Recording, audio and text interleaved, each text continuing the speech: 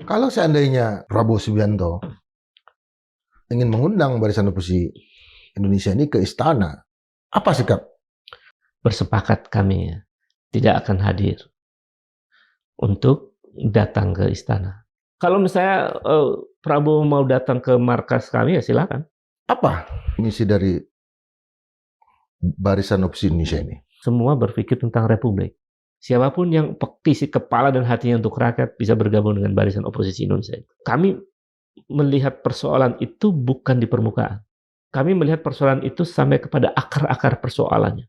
Terlalu banyak peristiwa yang mestinya membuat pemerintahan itu berubah gitu loh. Tapi ini nggak berubah juga. Pemerintah ini diminta untuk baik kepada rakyat, kok susah amat. Ini negara apa? Kan kita sudah cukup belajar lah dari rezim Jokowi yang kacau itu. Kami bertubi-tubi dikecewakan oleh performa kekuasaan. Sementara rakyat terus menangis. Teror terjadi pada mereka yang kritis. Dan terjadi di rezim ini. Yeah. Kalau kemudian rezim mengatakan, itu bukan kami, kenapa Anda membiarkan? Kalau kita menawarkan satu gagasan, mereka harus counter dengan gagasan, bukan dengan represi. Revolusi kan nggak bisa direncanakan. Nggak ada panitia revolusi.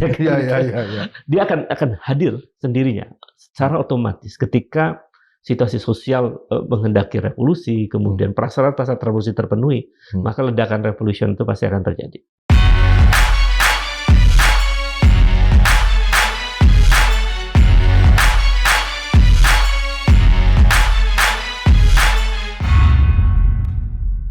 Sobat Marilog, beberapa hari yang lalu sejumlah aktivis lintas generasi mendeklarasikan kehadiran dari Barisan Oposisi Indonesia, BOI.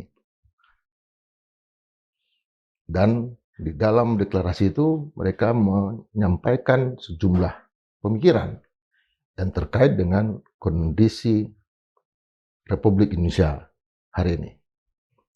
Nah, untuk membincangkan apa visi, misi, dan tujuan dari kehadiran Barisan Oposisi Indonesia ini, kita hadirkan salah satu deklaratornya yang juga sudah menjadi narasumber kita di sini, Bung Ubedillah Badrun.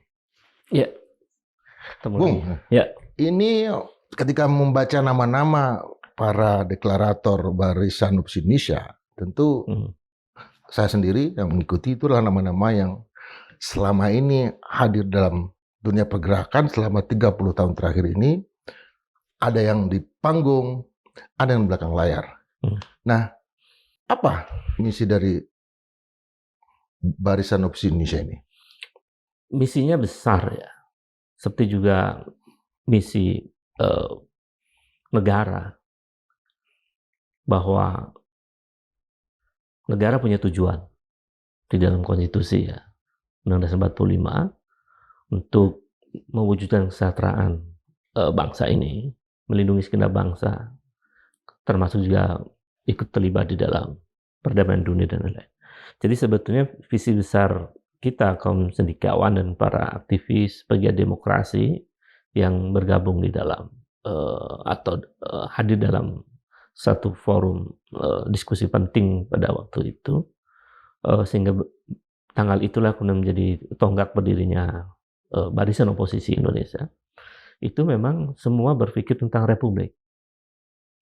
Indonesia ketika berdiri itu bukan jadi monarki kan, justru monarki yang kemudian mengikuti kehadiran republik. Nah, konsep republik dalam banyak terminologi sejarah dan genealogi pemikirannya itu memang pemerintahan modern yang kemudian menempatkan publik sebagai orientasi utama. Respublika itu kan melayani publik sebenarnya, melayani rakyat, melayani kepentingan orang banyak. Nah, visi besar itu ya seperti itu yang kita inginkan, bahwa Indonesia adalah negara yang betul-betul melindungi rakyatnya, negara yang mestinya tidak ada lagi anak usia 10 tahun kemudian bunuh diri karena nggak bisa beli alat tulis begitu, dan lain-lain. Lalu kemudian kesejahteraan rakyat juga kita perhatikan. Jadi visi besar dari entitas kaum cendekiawan dan pegiat demokrasi dan para aktivis itu adalah visi besar negara ini. Republik ini. Nah, kami melihat bahwa tujuan besar Republik ini yang ingin menghadirkan kesejahteraan untuk rakyat, tidak ada diskriminasi di situ, tidak ada segelintir orang menguasai bahkan hampir 50% aset nasional gitu. Kita nggak mau itu terjadi. Nah, makanya kemudian para cendekiawan berpikir dari banyak bidangnya, dari sisi hukum tata negara, termasuk juga dari sisi ekonomi. Kita berdiskusi dan banyak sekali perspektif yang luar biasa untuk membuat Republik ini menjadi mestinya mengalami kemajuannya. Tapi dari diskusi yang mendalam itu kita menemukan bahwa ternyata Indonesia terjebak dalam satu situasi yang penuh dengan masalah, yang kita sebut sudah berada di tepi jurang sebetulnya. Karena diskusi-diskusi yang kemudian mungkin berlangsung lama itu, hampir dari jam 2 siang sampai menjelang maghrib. Bayangkan loh, kita membedah dari sisi hukum tata negara, kita membedah dari sisi ekonomi, sampai perspektif konstitusional, sampai teoritik, sampai realitas empirik ekonomi negara dan bangsa ini. Kemudian dari sisi politik, demokrasi, dari sisi hak asasi manusia, dari sisi perkembangan teknologi, dari sisi hukum internasional, persoalan-persoalan yang kemudian kita kritik karena Prabowo terlibat di board of peace itu dan lain-lain. Jadi karena itu kami ketika diskusi yang panjang mendalam itu terjadi, ya kami itu sebetulnya entitas epistemik, satu entitas yang menempatkan ruang scientific attitude tumbuh di dalam meja equal, ya, meja perdebatan yang sejajar di antara kaum cendekiawan dan para aktivis dan para pegiat demokrasi. Bahwa pada akhirnya kita menyimpulkan bahwa memang Indonesia sedang menghadapi persoalan sangat serius. Di bulan-bulan ini dan tahun-tahun ini, itu makin parah kondisinya. Karena kita sulit berharap pada kondisi ekonomi sekarang misalnya. Karena kesimpulan dari diskusi kita sedang mengalami krisis fiskal yang luar biasa. Sehingga kemudian di daerah uangnya harus ditahan, ya, tidak ditransfer ke daerah kan. Berapa persen itu dipotong, luar biasa. Sehingga masalah di daerah cukup masalah sangat serius di sektor pembangunan dan lain-lain. Kemudian korupsi kita bahas juga banyak. Dan ternyata indeks korupsi kita sekarang anjlok gitu, jeblok. 34 skornya. Jadi 6 poin ya? Ya 6 poin, turun. Kan 40 aja udah jelek gitu. Kan skor dari standar internasional untuk men-skor indeks persepsi korupsi itu kan dari 0 sampai 100. Angkanya di bawah 50 itu rapatnya merah. Nah, kita skornya 34, jadi merah-merah banget. Jadi apalagi kalau dibongkar yang bagaimana korupsi ini bekerja. Bagaimana kemudian kejahatan finansial juga terjadi dan kemudian menjadi bagian penting dari praktek koruptif yang luar biasa. Oh, itu ngeri. Di saat yang sama bayangkan Bung Indra, ratusan triliun dikorupsi, tapi ada anak SD yang sampai nggak bisa beli alat tulis sampai kemudian membeli jalan bunuh diri. Itu kan menyakitkan. Ada juga orang yang parubaya, dia bekerja sebagai tukang cincau kan. Sampai kemudian dia sakit, tapi karena nggak ada uang, dia terpaksa harus bekerja. Lalu kemudian dia jatuh dan kemudian meninggal. Jadi ada fakta-fakta kualitatif, ada realitas kualitatif yang membuat kita melihat bahwa Indonesia salah. Rezim ini salah. Bertahun-tahun dari rezim sebelumnya, bahkan rezim sebelumnya ada banyak masalah juga kan. Jadi kita ini sebetulnya ada semacam ironi yang luar biasa ya. Dalam terminologi tertentu saya meyakini bahwa Tuhan memberikan banyak kekayaan untuk Republik ini. Banyak sekali, luar biasa. Ya. Tapi kekayaan yang luar biasa ini nggak mampu dikelola dengan baik. Akibatnya kita berada dalam situasi stagnan. Masih jauh untuk menjadi negara maju itu. Yang pendapatan per kapitanya kan standar negara maju 14.000 US dollar. Indonesia sekarang masih 5.000-an. Jadi ini apa? Sementara alam udah rusak. Hutan dibabat, dirusak. Timah udah banyak diambil.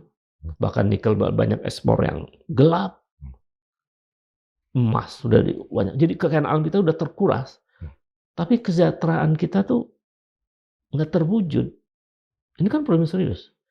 Ada gap kekayaan antara orang kaya dan miskin yang luar biasa. 1% orang di Indonesia menguasai hampir 40% kekayaan nasional. Ini kan ngeri. Ini ngeri. Jadi ya kami akhirnya kemudian berkesimpulan ini problemnya sangat serius. Sudah nggak boleh main-main lagi negara ini. Nah, karena itulah kemudian di sisi lain kita juga cermati kelompok-kelompok kritis mulai digoda dengan kekuasaan, ya kan? Yang dia menerima kekuasaan tanpa membawa semangat idealisme, malah larut di dalam praktek kekuasaan yang justru membuat rakyat makin sengsara. Nah, situasi ini kan kemudian kita melihat, ini tanda bahaya sangat luar biasa.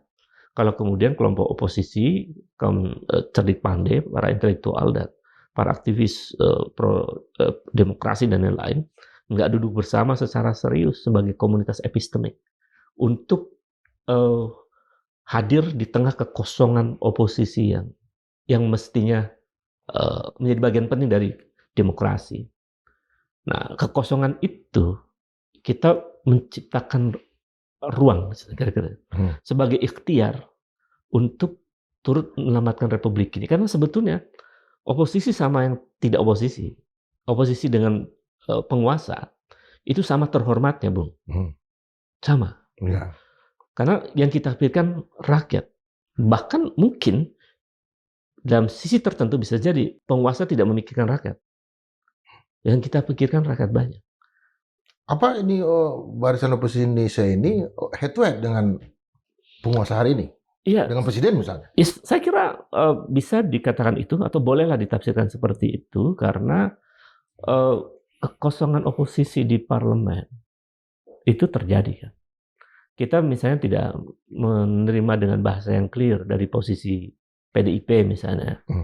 Kan memang seperti tabu menggunakan diksi oposisi ya. Makanya kemudian menggunakan istilah penyeimbang. Penyeimbang. Tapi itu nggak apa-apa, itu hak politik PDIP gitu.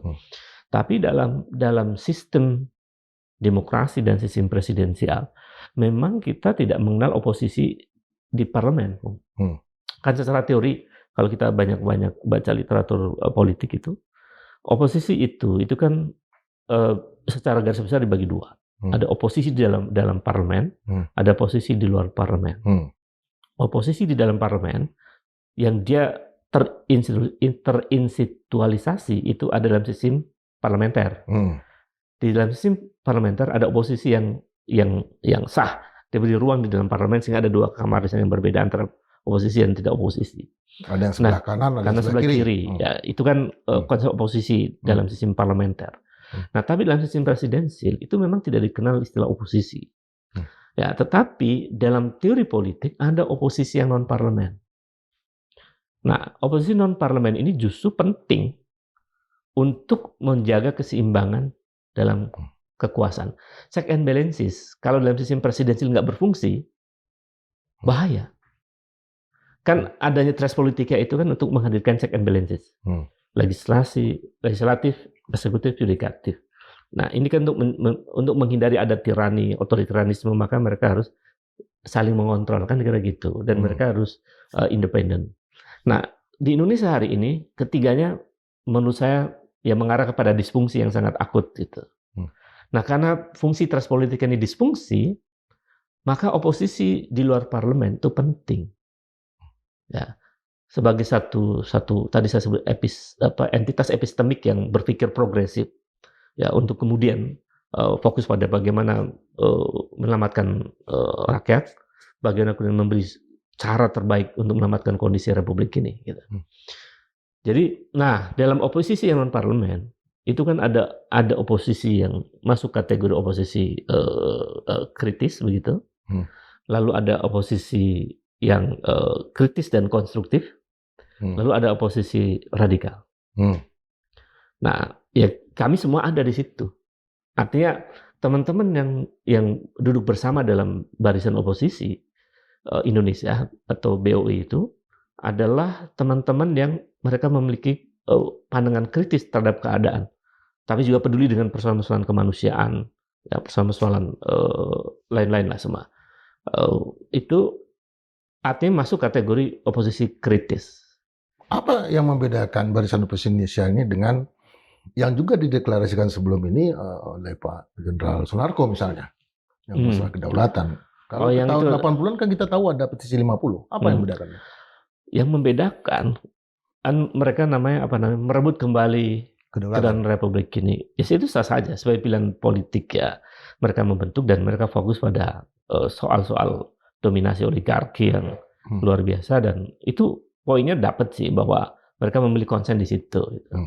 Tapi mereka ini ya tentu saja kita melihat banyak yang mantan purnawirawan, gitu. Kemudian juga mantan pejabat negara, itu rata-rata ada di situ ya. Ada banyak lah beberapa orang itu mantan pejabat negara, dan mereka itu bisa bertemu dengan Prabowo. Kami melihatnya ini oposisi kritis yang masuk kategori konstruktif. Artinya ya mereka bisa mau bertemu dengan Prabowo gitu. Nah, kita tidak berorientasi mau bertemu dengan Prabowo. Tidak. Tapi kita berorientasi pada rakyat. Rakyat mesti disuarakan. Makanya di dalam entitas Barisan Oposisi Indonesia ini itu lebih banyak adalah individu oposisi yang kemudian memiliki kesadaran penting tentang Republik ini, itu masuk banyak kategori oposisi kritis dan oposisi radikal. Artinya radikalis itu bukan dalam konteks lalu mengarah kepada revolusi kudeta gitu ya. Revolusi kan nggak bisa direncanakan, nggak ada panitia revolusi. Dia akan hadir sendirinya secara otomatis ketika situasi sosial menghendaki revolusi, kemudian prasyarat-prasyarat revolusi terpenuhi, maka ledakan revolution itu pasti akan terjadi. Dan kita nggak bisa mengalahkan itu, ya mau tidak mau itu ya kita bisa bersama-sama gitu di situ. Tapi bahwa revolusi tidak bisa diciptakan oleh panitia. Nah, kira-kira begitu. Nah, karena kami bukan panitia revolusi, tapi kami adalah entitas epistemik yang memang mayoritas banyak yang berpikir radikal.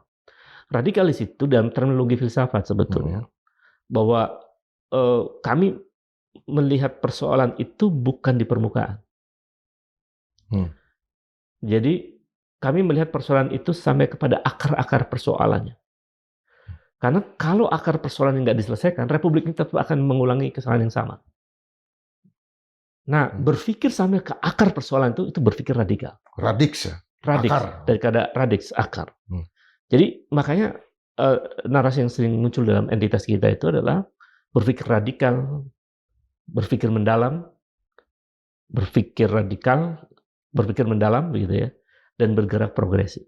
Jadi bingkai semuanya adalah kepentingan untuk menyelamatkan Republik, turut serta menyelamatkan Republik, dan bingkainya juga adalah kita berorientasi pada kepentingan rakyat banyak. Tapi kalau saya sendiri ya mengamati, karena banyak kawan-kawan di sini, itu masing-masing individu yang ada dalam Barisan Oposisi Indonesia ini juga sudah punya organ-organ jaringan-jaringan tersendiri. Iya, makanya ini sebetulnya kekuatan besar sebetulnya. Bahwa orang-orang yang duduk bersama di dalam Barisan Oposisi Indonesia itu bukan orang sembarangan. Mereka adalah cendekiawan, tokoh intelektual yang punya jejaring sosialnya yang juga luas. Mereka juga adalah orang-orang yang punya basis empirik di tengah-tengah masyarakat, yang punya kepedulian sosial yang kuat juga. Mereka juga adalah punya jaringan demokrasi yang luas, karena pegiat demokrasi juga hadir dan bahkan memberikan pernyataan-pernyataan komitmen dan penting untuk melihat Indonesia hari ini. Karena indeks demokrasi kita juga masih stagnan dan cenderung melorot begitu. Masih banyak persoalan di situ. Jadi ya dari situ kita meyakini bahwa entitas Barisan Oposisi Indonesia itu bukan entitas sembarangan, entitas kaum terpelajar yang terhormat begitu. Kami meyakini sama dengan terhormatnya sebagai pemerintahan begitu. Karena memang kalau di kalangan oposisi itu tidak duduk bersama, Republik ini makin hancur. Kan salah satu kenapa makin hancur? Karena karena kekuatan oposisi nggak solid begitu.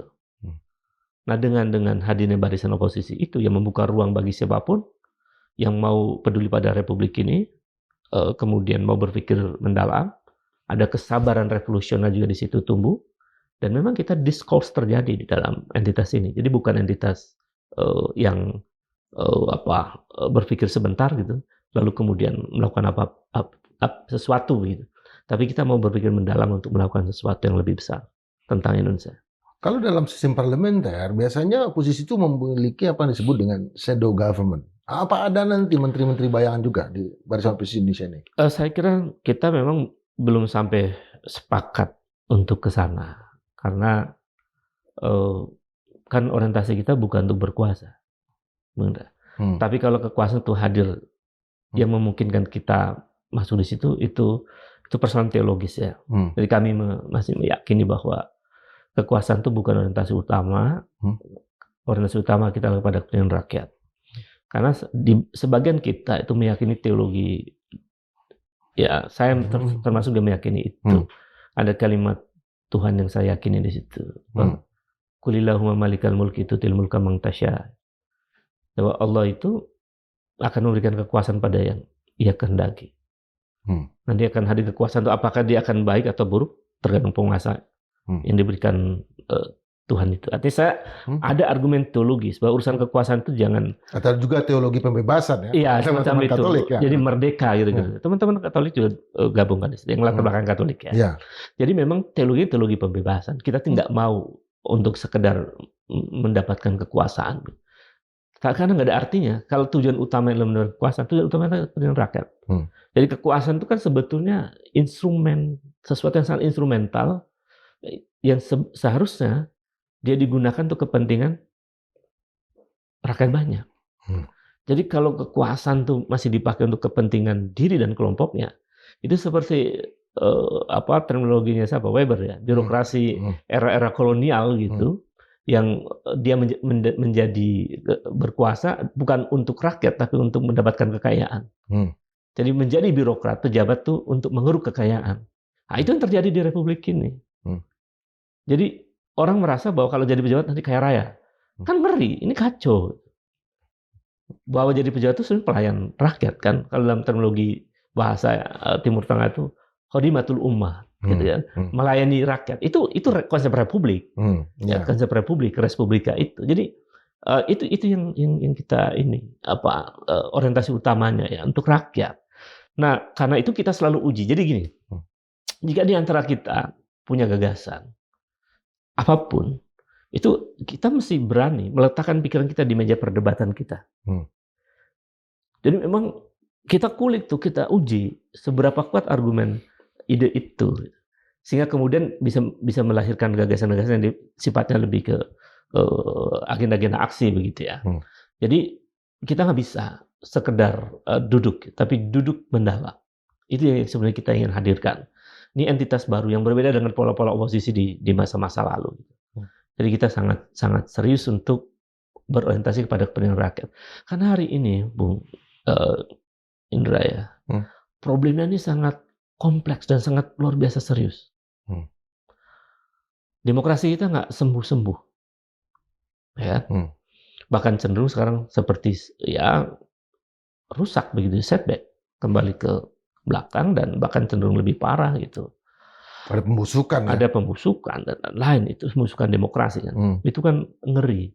Bagaimana kemudian orang seperti Ketua BEM UGM ya, dia hanya menyampaikan kritik kepada kebijakan MBG, lalu dia buat satir ya MBG itu sebagai apa?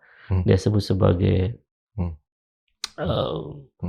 apa bahasanya? Maling berkedok gizi, gitu, ya. Misalnya. Itu lalu kemudian dia diteror gitu. Saya nggak tahu nih siapa yang meneror juga ya. Yang jelas mungkin bagian dari jejaring kekuasaan atau mantan kekuasaan. Saya nggak tahu, nanti bisa dicermati. Tapi yang jelas teror terjadi pada mereka yang kritis. Dan terjadi di rezim ini. Yeah. Kalau kemudian rezim mengatakan itu bukan kami, kenapa Anda membiarkan? Kan kira-kira gitu. Jadi ini memang terjadi represi. Itu di ranah demokrasi ya. Eh, Makanya ketika represi makin banyak, pembungkaman makin banyak, ini alarm lampu mendekati lampu merah demokrasi kita. Makanya kita berkumpul gitu. Itu dalam soal demokrasi ya. Belum soal hak asasi manusia yang lain. Belum soal ekonomi. Belum soal korupsi. Belum soal hukum. Hukum menjadi instrumen kekuasaan. Hukum diotak-atik demi kepentingan kekuasaan. Itu kan terjadi. Dan ciri negara nggak maju tuh itu diantaranya. Kalau seandainya ada orangnya Pak Prabowo Subianto ingin mengundang Barisan Oposisi Indonesia ini ke istana, apa sikap? Ya, mohon maaf Bung Indra ya. Kami kalau diundang oleh istana bersepakat kami ya, tidak akan hadir untuk datang ke istana. Kami bersepakat bahwa ide-ide kami harus menjadi perdebatan dan kalau kita menawarkan satu gagasan, mereka harus counter dengan gagasan, bukan dengan represi. Biarkan perdebatan publik itu tumbuh subur antara kami dengan pemerintah yang berkuasa. Sehingga rakyat bisa menilai secara objektif, mana sih sebetulnya berpihak pada rakyat, mana yang tidak berpihak pada rakyat. Jadi kalau kemudian datang ke istana, apalagi lalu kemudian menjadi juru bicara istana itu bencana buat demokrasi. Tapi saya kira istana mesti mendengar kami, ide-ide kami. Ya kan? Kalau istananya benar nih, kalau idenya dari Barisan Oposisi Indonesia itu benar, ya dia tinggal ambil silakan. Atau dia yang datang? Atau kalau misalnya Prabowo mau datang ke markas kami ya silakan. Tapi kami akan memberikan pandangan, bukan Prabowo yang banyak berbicara. Agar Prabowo belajar untuk mendengar rakyat sebenarnya. Bukan mendengar dari orang-orang sekitarnya, bahkan cenderung informasinya keliru. Ya kan? Artinya Pak Presiden yang harus mencatat ya? Iya. Kalau istana mau undang kami tolak ya. Tapi kalau istana mau datang ke markas kami, silakan. Ini mohon maaf, saya mohon maaf. Bukan karena arogansi. Tapi kami mau menunjukkan bahwa rakyat itu betul-betul perlu didengar. Bukan Prabowo bukan mendengar orang sekitar yang justru menutupi informasi yang sebenarnya. Negara mau maju itu dia mesti terbuka dan objektif dan benar datanya. Karena bahaya Bung Indra, ketika data sampai ke presiden.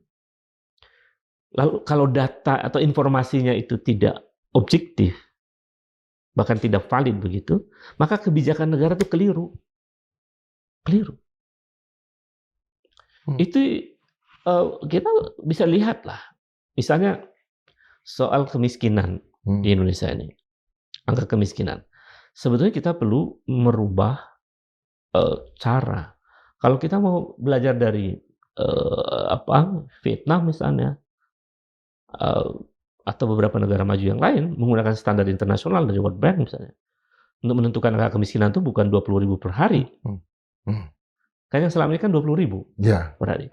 Kalau pakai standar World Bank itu 50.000 per hari, kurang lebih. Bahkan 60.000 kurang lebih. Nah kalau kita menggunakan standar World Bank, jumlah orang miskin di Indonesia itu bukan 38 juta, bukan 25 juta, atau sekitar 25-27 gitu ya. Enggak. Tapi jumlah orang miskin di Indonesia itu 194 juta. Banyak. Nah, kalau data orang miskin itu lebih dari 50%, maka kebijakan negara itu akan tepat. Ya kan? Ini belum kita bongkar nih urusan yang middle class turun dari kelas menengah ke lower class.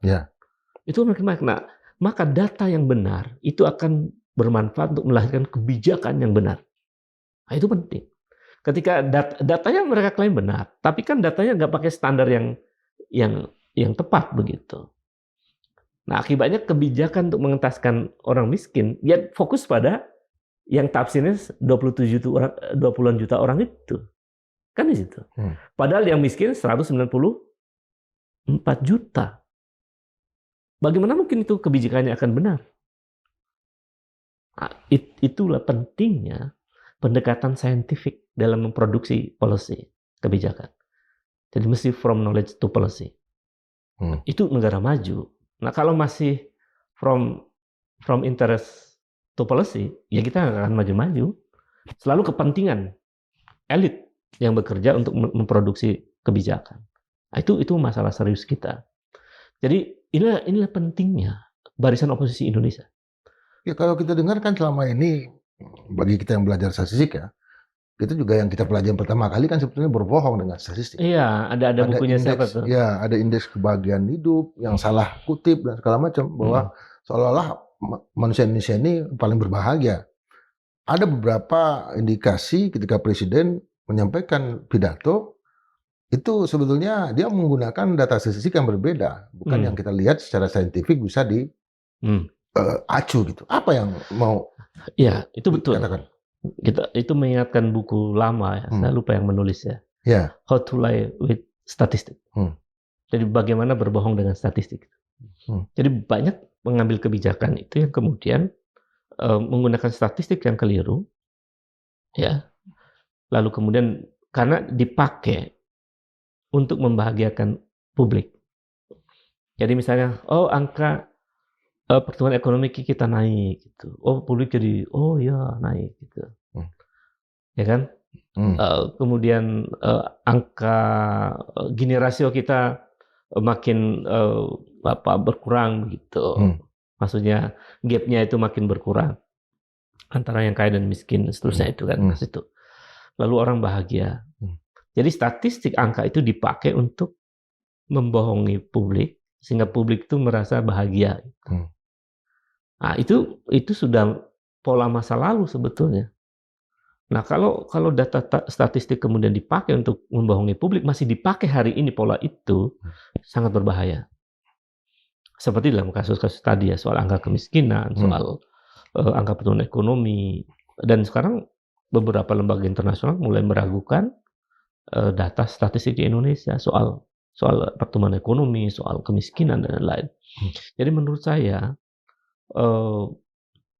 ya ini kan jadi saya teringat siapa, Antonio Gramsci ya mungkin.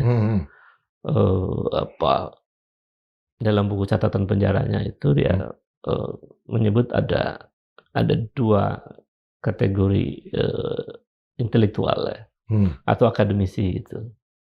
Ada yang disebut dengan akademisi ya, atau intelektual organik, ada yang disebut dengan intelektual tradisional.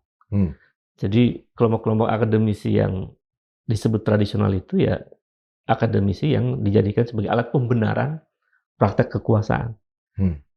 Nah, yang di Indonesia ini maaf ya kepada teman-teman akademisi yang memilih jalan itu, tapi saya harus ingatkan begitu, bahwa dulu Antonio Gramsci sudah mengingatkan itu. Jadi proses hegemoni negara yang begitu panjang terjadi, itu akibat adanya kaum intelektual tradisional ini, yang sangat administratif. Jadi kerjaannya membenarkan kebijakan pemerintah, lalu mensosialisasikan kepada masyarakat, lalu terbentuk opini masyarakat, lalu dukung kekuasaan. Sehingga hegemoni itu berjalan melalui sebuah proses saintifik, seolah-olah saintifik begitu. Circle-nya ya? Circle-nya. Nah, di sisi lain, Antonio Gramsci menyebut ada intelektual organik. Nah, intelektual organik ini yang kemudian membangun kesadaran publik bahwa ini ada yang keliru. Yang basisnya lebih kualitatif, lebih independen. Nah, mungkin kami masuk kategori mungkin, tidak mengklaim ya, mungkin kita berikhtiar untuk menjadi intelektual organik itu, yang ya mungkin fungsinya bisa menjadi penyeimbang dari kekuasaan, menjadi entitas kritis pada kekuasaan, dan menjadi bagian penting dari untuk membuat demokrasi makin berkualitas. Apa barisan oposisi Indonesia ini akan juga bergerak dari kota ke kota untuk membentuk sayap-sayapnya? Iya, jaringan kita yang terkoneksi memang ada di hampir seluruh pulau di Indonesia ya. Pulau Jawa, Sumatera, Sulawesi, Kalimantan, Bali, Maluku, ya hampir semua pulau, Papua. Jadi memang jejaringnya ada di mana-mana. Karena itu sebenarnya secara otomatis di semua daerah ya banyak yang sepemikiran dengan barisan oposisi Indonesia ini. Karena mereka terlalu banyak kecewa juga kan dengan keadaan ini. Kok rezim berganti setiap 5 tahun gitu. Lalu publik dihipnotis dengan janji-janji yang manis-manis. Akan ciptakan lapangan kerja berapa, ya kan? 19 juta. 19 juta. Itu kan janji manis. Semua terhipnotis. Semua janji manis. Mengangkat semua honorer guru misalnya akan dijanjikan itu 2 juta. 2 juta. Yang terjadi yang diangkat justru SPPG MBG, ya kan? Yang baru bekerja. Jadi P3K, jadi pegawai negara. Sementara guru honorer yang menunggu sekian puluh tahun nggak diangkat. Jadi banyak hal yang sebetulnya harus diungkap secara objektif untuk membuat pemerintah ini berubah. Tapi apakah kita bisa berharap perubahan dari pemerintahan sekarang? Sangat sulit. Sangat sulit. Untuk tidak mengatakan tidak ya. Sangat sulit. Sangat sulit itu artinya peluangnya memang kecil. Seberapa mampu pemerintahan ini merubah wajah Republik? Misalnya nih, bagaimana menghadirkan pemerintahan yang korupsinya minimal? Ini sudah hampir 2 tahun ya? Ya. Kurang lebih hampir 2 tahun. Kalau lihat pemilunya, pemilu itu ya awal 2024 kan? April. Lalu kemudian dilantik Oktober. Ya. Jadi ini udah 2 tahun pemilu nih. Tahun kedua, 2 tahun dari pemilu gitu. Kira-kira itu. Ya silih berganti begitu. Makin ada banyak pergantian kekuasaan. Tapi kemudian realitasnya kok tidak berubah juga. Jadi pemilu untuk apa? Lama-lama orang akan apati terhadap pemilu. Jadi wah ini kok ini harus dalam bahasa lainnya mungkin perlu ada tamparan yang keras gitu pada kekuasaan. Padahal sudah diingatkan oleh Tuhan ya dengan berbagai wallahu alam tapi ya. Karena kan ulah manusia juga yang bencana alam itu. Tapi Tuhan sudah menggariskan kalau alam udah rusak pasti bencana gitu kan itu. Bencana akibat manusia itu. Jadi menurut saya terlalu banyak peristiwa yang mestinya membuat pemerintahan itu berubah gitu loh. Tapi ini nggak berubah juga. Ini kacau. Karena itu kemudian menurut saya Barisan Oposisi Indonesia menjadi sangat penting keberadaan. Siapapun boleh, ini kan komunitas epistemik yang terbuka. Siapapun yang isi kepala dan hatinya untuk rakyat bisa bergabung dengan Barisan Oposisi Indonesia itu. Siapapun yang merasa terzalimi silakan bergabung dengan Barisan Oposisi Indonesia. Karena saya juga banyak tuh mendapatkan informasi banyak lah soal kenapa saya muncul Tio ya ketua BEM UGM bersikap keras karena itu betul itu melihat peristiwa empirik. Saya banyak diteleponin dikasih tahu sama orang-orang di banyak kecamatan gitu. Kamu tolong dong suarakan apa itu MBG nggak beres. Banyak cerita lah. Ada yang soal harus store berapa puluh juta lah gitu. Itu ada. Oke. Ada yang kemudian bagaimana diotak-atik supaya makanannya itu bisa berganti ke instan, ada zat kimia di situ yang sebenarnya ya banyak mengandung racun juga kan. Bagaimana diganti makanan yang harusnya makanan sehat menjadi makanan yang tidak sehat. Jadi situasi itu bagaimana makanan lokal jadi hilang ya? Iya, kan semangat dari MBG itu sebenarnya dulu itu adalah untuk menghidupi ekonomi daerah. Yang terjadi kan enggak. Makanan kota yang masuk ke desa-desa. Itu problem serius. Jadi ya menyedihkanlah menurut saya. Sementara pendidikan uangnya diambil juga untuk itu. Jadi terlihat bahwa pemerintah ini lebih senang membuat kebijakan populis. Jadi akhirnya kan orang mencium ada dugaan kuat bahwa MBG ini proyek kepentingan elektoral, bukan kepentingan betul-betul ingin membuat rakyat sehat. Sementara yang dikorbankan adalah kepentingan membangun rakyat cerdas. Kan uang dari pendidikan dia. Bayangkan, sekarang anggarannya hampir 335 triliun ya, kurang lebih. Terbesar, itu ngeri. Karena itu uang, itu bisa dipakai untuk membangun mungkin lebih dari berapa?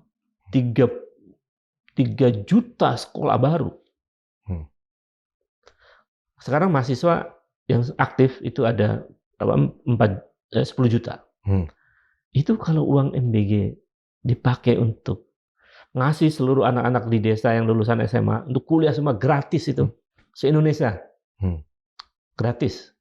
10 juta itu digratisin aja mahasiswa itu. Nggak usah bayaran. Sampai sarjana, Bu. Kita akan bahkan sarjana. Dan uang ratusan triliun itu bisa dipakai untuk membangun, kalau 300 triliun itu berarti sekitar bisa 30 kampus sekaliber Harvard University fasilitasnya. Ngeri itu, Mas. Jadi artinya kan orientasi untuk membuat anak cerdas tidak diagendakan secara serius dengan anggaran yang diambil dari pendidikan ke MBG itu. Di saat yang sama, MBG yang tadinya untuk membuat anak-anak itu bergizi, tapi dikasih racun. Dalam tanda petik ya, ada kasus-kasus yang makanannya makanan yang mengandung zat kimia tertentu misalnya. Yang itu bisa lama-lama bisa kena kanker tuh anak-anak. Misalnya. Jadi ini ngeri. Menurut saya harus diingatkan secara keras, karena itu kami berpikir mendalam dan bertindak progresif. Apa nanti akan ada petisi-petisi bulanan misalnya terhadap kasus tertentu? Ya, misalnya soal MBG, soal korupsi tadi, soal pembangunan proyek infrastruktur, soal proyek strategis nasional. Enggak, kami kan entitas orang yang para pegiat demokrasi, kemudian kaum intelektual terpelajar di banyak bidang begitu, berbagai isu. Jadi kami ada, kalau misalnya isu tentang ekonomi, isu tentang makanan gizi, isu tentang peternakan, perikanan, ada orang-orang kita yang bisa bicara tentang itu, tentang pertanian. Jadi artinya posisi sebagai oposisi itu, kami punya sumber daya. Ya, kolektif ya, untuk bisa membahas berbagai isu, dan itu bisa insya Allah bisa kami lakukan.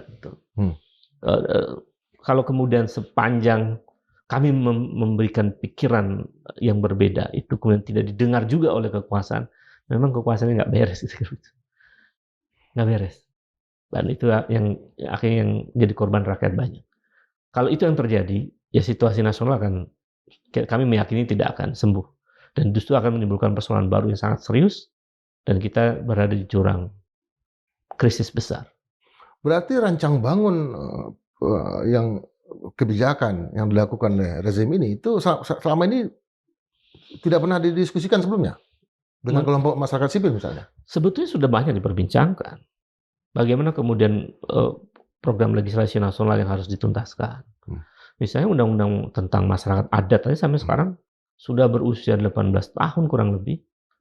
Sampai sekarang nggak disahkan. Padahal itu kita bisa belajar di masyarakat adat di Minangkabau. Yang terdip sosialnya luar biasa karena masyarakat adat ya kan. Ini undang-undangnya sudah ada, sudah dibahas oleh banyak para pegiat adat begitu, dan kita mendengarkan mereka, kita diskusi dengan mereka di beberapa tempat gitu. Kita udah sampaikan, ini undang-undangnya sementara ini bagus. Rancangan ya. Dan itu kita memberikan masukan. DPR harus serius untuk bisa menyelesaikan masalah ini. 18 tahun kurang lebih. Ya, perbincangan 18 tahun. Mulai masuk ke DPR ya, sekitar 16 tahun. Kami sekarang mangkrak tuh. Termasuk nanti undang-undang yang perampasan aset itu dan lain-lain. Kan banyak yang mangkrak. Jadi menurut saya perdebatan tentang agenda-agenda pemerintah sekarang, baik di legislatif maupun di eksekutif, itu sudah didiskusikan oleh kaum cendekiawan. Nah, tetapi kan kemudian tidak semua pikiran jernih dari kaum cendekiawan itu kemudian didengar oleh kekuasaan, lalu dijadikan sebagai instrumen untuk membuat kebijakan. Itu yang tadi kami sebut sebagai from knowledge to policy. Dari ilmu pengetahuan melahirkan kebijakan. Bukan dari kepentingan pragmatis, elitis, lalu melahirkan kebijakan. Kan kita sudah cukup belajar lah dari rezim Jokowi yang kacau itu kan. Bagaimana kemudian dia merevisi undang-undang KPK yang akhirnya bikin berantakan KPK itu. Waktu itu sampai 58 orang harus diberhentikan, baru itu penyidik-penyidik hebat dan lain-lain. Lalu KPK di bawah rumpun eksekutif. Kita udah Oh, para cendekiawan malah datang ke istana tuh. Ngingetin, masih ingat ya, para guru besar dan saya sempat mau datang juga, tapi enggak lah. Saya sudah tidak percaya sama Jokowi waktu itu. Tapi teman-teman masih percaya, datang ke istana ya. Menyampaikan itu agar jangan rubah undang-undang KPK. Jokowi bilang, iya, kalau undang-undang sudah jadi, saya kira-kira bahasa tafsirnya itu akan keluar perpu untuk menolak undang-undang yang dibuat oleh DPR itu. Karena itu kan inisiatifnya DPR. Tapi nggak keluar perpu kan. Jadi saya udah nggak percaya sama Jokowi. Denial dia sekarang. Denial dengan ide-ide dari kaum cendekiawan. Ya, termasuk juga undang-undang Omnibus Law. Banyak pemikir yang mengingatkan itu. Dari ahli lingkungan, ahli hukum, semua. Ahli politik semua. Kita udah bicara itu. Tapi kan kekuasaan cenderung nggak mendengar. Jadi itu yang membuat kami bertubi-tubi dikecewakan oleh performa kekuasaan. Sementara rakyat terus menangis. Rakyat terus menderita. Rakyat ini kan bertahan karena mereka masih bisa nyari kangkung, nanam kangkung lalu jual ke pasar. Mereka masih bisa jual ikan ke pasar lalu bisa untuk beli beras. Atau ambil ikan di laut. Ambil ikan di laut. Jadi ada faktor alam yang membuat rakyat masih bertahan. Tapi jangan dikira bahwa masyarakat nggak mengerti tentang pengkhianatan elit politik ini pada rakyat. Karena suatu waktu bisa meledak. Mereka begitu. Rakyat tuh paham situasinya. Dibohongin terus sama elit kekuasaan. Kami kaum cendekiawan juga begitu. Menyampaikan ide, kan sederhana kalimatnya. Kok mau baik aja susah itu. Pemerintah ini diminta untuk baik kepada rakyat, kok susah amat. Ini negara apa? Kan sesederhana itu sebetulnya. Kita mau, jangan korupsi, kan sederhana itu. Berantas korupsi. Kan. Demokrasi jaga dong yang diacak-acak. Ini tinggal ditata, ini harus dirubah, ini dirubah. Kan kamu sendiri kan ahli pemilu udah bilang ini yang harus diperbaiki. Tinggal dengar itu, ini baik, diskusi di kaum intelektualnya, ini baik, udah jalan. Ya, sesederhana itu. Tapi kenapa mau baik aja susah Republik ini? Itu yang membuat kaum cendekiawan kecewa. Bahkan sebagian sudah hopeless. Ini ya. Artinya. Tapi kami, Bung Indra, di antara kami ada yang hopeless kan. Tapi kami kemudian berkumpul lagi, mengingatkan bahwa seringkali dalam perubahan besar itu terjadi saat kita sudah mulai hopeless. Cendekiawan di Indonesia kan selama ini kan dianggap agent of social change. Artinya terburukan situasi perubahan yang akan terjadi, perubahan-perubahan yang cepat itu, skala cepat ini, denyut nadinya juga dirasakan oleh Barisan Oposisi Indonesia. Iya. Kami melihat situasi sekarang itu, makanya kami sebut sebagai sedang berada di tepi jurang. Karena situasi global yang tidak sehat, kondisi dunia, lalu relasi Indonesia di dunia itu menurut kami tidak sehat, tidak tepat.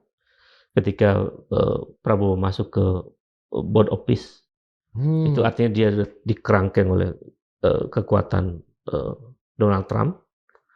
Bukan Donald Trump sebagai Amerika ya.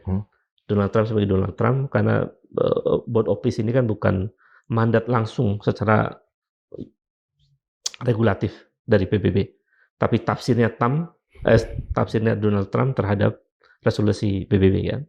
Lalu kemudian dia tafsirkan, lalu bikin, karena chairman-nya kan dia juga. Kemudian di situ ada Netanyahu ya, Israel kan dalam terminologi bangsa kita, negara kita, itu adalah negara penjajah. Sementara kita anti penjajahan. Bagaimana mungkin negara yang anti penjajahan berduduk bersama? Mungkin juga sekarang lagi di Amerika kan Prabowo. Mungkin saya khawatir dia sedang berasik-asik bercanda dengan atau berkomunikasi dengan Donald Trump dan Netanyahu. Kita nggak tahu. Apakah juga ada pertemuan rahasia antara Prabowo dengan Donald Trump dan Netanyahu? Kan nggak tahu kita. Nah, karena itu berbahaya sebetulnya ketika Prabowo masuk ke BOP. Tidak lagi menempatkan politik bebas aktif sebagai satu ideologi politik luar negeri kita. Yang terjadi kan, kami sih melihatnya, ini dari diskusi dari teman-teman di dalam BOP ya, di dalam Barisan Oposisi Indonesia. Itu sampai kemudian muncul bahasa ini dari teman-teman ini ya. saya boleh sebutkan namanya. Silakan. Teman-teman lah, ini bahasanya dari, tapi saya harus izin dulu sama yang mengeluarkan bahasa. Kalau saya katakan bahasa ini kan berarti aman dianya. Jadi, tapi Bung Indra pasti kenal. Ya. Teman-teman aktivis mantan aktivis di Trisakti ya. Dia bilang, Kang Ubed, ini sekarang sudah tidak lagi politik bebas aktif. Indonesia sudah menjadi politik budak aktif. Gitu. Saking marahnya dia. Sudah menjadi budak dari entitas global yang near etik dalam tata kelola dunia. Norma-norma moral hubungan internasional itu kan hancur gara-gara perilaku Netanyahu dan Trump ini. Lalu Prabowo masuk ke situ. Gaza sudah rusak. Lalu kemudian diminta 16 triliun lebih. Yang rusak Gaza siapa sih, Bung Indra? Yang menghancurkan Gaza itu siapa? Israel. Atas dasar Amerika. Atas dukungan Amerika. Lalu kita tunduk pada Amerika, Donald Trump dan Netanyahu, lalu ngeluarin uang 16 triliun untuk mengatasi untuk mengatasi akibat dari perilaku rusak dari Netanyahu. Gitu. Artinya kita juga ikut ini saya kritik Netanyahu itu bukan dalam konteks tubuh biologis ya, tapi dalam konteks tubuh politik. Bahwa dia sebagai tubuh politik dia merusak Gaza, Netanyahu, dan itu luar biasa. Lalu kita keluar 16 triliun, ngeri Bung, salah ini salah. Makanya kami, wah ini nggak beres. Prabowo harus diingatkan. Nah, kalau para ormas diundang ke istana, tadi kan Majelis Ulama Indonesia sudah menolak Prabowo gabung dengan BOP, tiba-tiba dipanggil istana lalu jadi juru bicara istana. Mohon maaf ya para kiai, saya kira kami bukan berarti untuk tetap kami menghormati para ulama ini, para kiai ini, tapi kan para ulama juga manusia ya, memungkinkan berpikirnya berbeda dengan kita. Dan sebagai manusia mungkin juga ada kelemahan. Kami juga mungkin ada kelemahan, tapi kami meyakini bahwa bergabungnya Indonesia ke BOP itu jalan yang salah. Nah, saya khawatir para ormas Islam, para tokoh agama yang lain juga, kalau ada yang datang ke istana lalu kemudian tiba-tiba keluar dari istana berubah jadi juru bicara istana, menurut saya kasihan rakyat. Rakyat nggak punya panduan moral dalam sikap internasional. Kan siapa yang bisa dipercaya oleh rakyat hari ini? Sebelumnya ke bridge. Itu kan kalau para pendukungnya ini zigzag politik strategi Prabowo. Oh no, ini namanya terjerumus dalam political game entitas global kecil yang dominan di dunia, yang mereka justru perilakunya tidak mengindahkan norma-norma internasional. Apalagi setelah kasus penculikan, penangkapan Presiden Venezuela ya? Iya, kan kelihatan. Itu yang tadi saya sebut tidak menjunjung tinggi norma internasional itu diantaranya bagaimana Amerika bisa seenaknya mengeksekusi Presiden Venezuela. Bayangkan betapa tidak bermoralnya Netanyahu sebagai tubuh politik. Di tengah proses yang dia klaim board of peace itu untuk tujuan perdamaian, di saat proses ini sedang berjalan, mereka masih membombardir, membunuh rakyat Palestina. Bahkan saya mendapat informasi, Imam Masjid Al-Aqsa ditangkap. Bagaimana ini dianggap sebagai agenda untuk mencari perdamaian? Di Prabowo salah menurut saya. Nah, itulah di antara problem-problem yang kami bahas di dalam Barisan Oposisi Indonesia. Jadi, dan yang bersuara semacam ini kan akhirnya MUI udah menyerah. Kami berbeda dengan MUI dalam soal ini. Bukan kami tidak menghormati MUI. Kami menghormati para ulama, tapi izinkan kami berpikir dengan cara-cara kami yang berusaha untuk jernih melihat persoalan ini. Jadi, ya salah dari awal pilihan politik internasionalnya. Bukan dianggap lalu mereka bilang, "Itu strategi," ya kan. Oh, no. Sehebat apa strategi Indonesia di hadapan Amerika dan Israel? Berarti apa yang dikerjakan oleh Barisan Oposisi Indonesia ini bukan sekedar shadow government, tapi sudah shadow state. Artinya apa yang ingin diluruskan, ditegakkan oleh Barisan Oposisi Indonesia ini benar-benar yang ada di dalam konstitusi kita. Iya. Jadi kan gini, imajinasi negara dalam perspektif kekuasaan hari ini, dugaan kami keliru. Cara ngelola negaranya ini lalu dia turunkan. Meskipun membangun kesadaran seperti nasionalisme, ya kan, tapi turunan dari tafsir imajinasinya itu keliru dengan banyak terbukti dengan kebijakan-kebijakannya itu. Nah, dalam posisi itu kami juga memahami, mempelajari dokumen-dokumen penting Republik ini. Dari konstitusi, bahkan kita pelajari dari era 45 ketika proses Badan Usaha Persamaan Kemerdekaan. Spiritnya apa sih gitu. Sampai terjadi reformasi kan, 98 spiritnya apa. Lalu kita tangkap itu sebagai satu imajinasi kolektif rasional kita. Lalu kemudian kita posisikan sama di situ, Bung.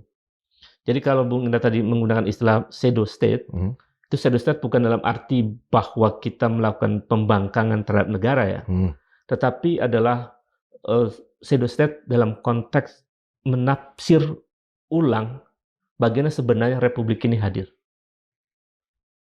Jadi kami punya otoritas sebagai akademisi untuk menafsir, memahami secara lebih dalam tentang negara ini.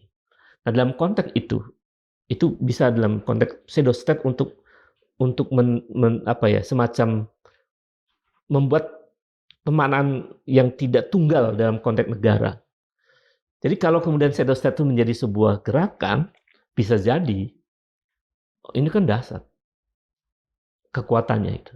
Jadi ya kalau ada tafsirnya kemudian muncul ada shadow government, ada shadow state, itu memungkinkan tafsir itu karena kami cukup punya kapasitas untuk itu.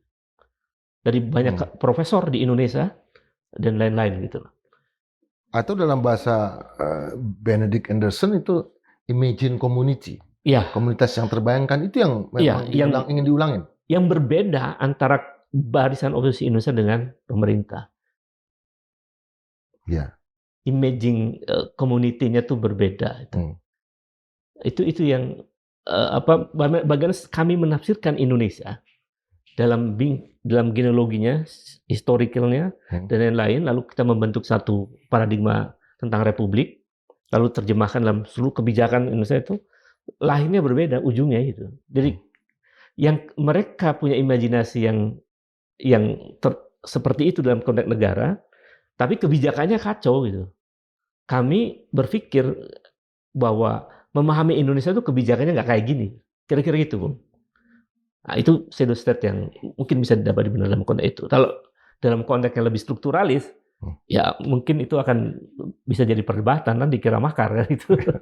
Kami tidak makar, tapi kami ingin Republik ini selamat dari jurang kehancuran. Oke, ini statement terakhir nih. Kalau mau Bung Ubed mau manggil teman-teman bergabung ke Barisan Oposisi Indonesia, silakan sampaikan. Oh iya, terima kasih Bung. Jadi kami adalah entitas yang terbuka. Sebagai entitas epistemik, kami nggak boleh kemudian menutup ruang debat, ruang dialog. Karena itu siapapun, kaum cendekiawan, para profesor, para guru besar, para pegiat demokrasi, dan para aktivis yang ingin menyelamatkan Republik ini dari kehancuran, kami dengan lapang dada dan terbuka untuk bersama-sama demi kepentingan Republik ini. Terima kasih, Bung. Terima kasih. Sobat Madilo, kita tahu bahwa yang paling ditakutin di era Romawi dulu adalah Cicero. Karena kata-katanya keras, pedas, tapi dia adalah seorang senator. Dan pada akhirnya disingkirkan. Dan Cicero inilah yang ingin dimunculkan oleh Barisan Oposisi Indonesia. Karena memang mereka orang-orang yang punya kredensial, punya jejak rekam, bukan hanya sekarang, tapi sejak dulu, sejak mahasiswa. Kita akan tunggu, dan kita juga akan tetap menghadirkan kawan-kawan dari Barisan Oposisi Indonesia untuk berbicara di Madilog.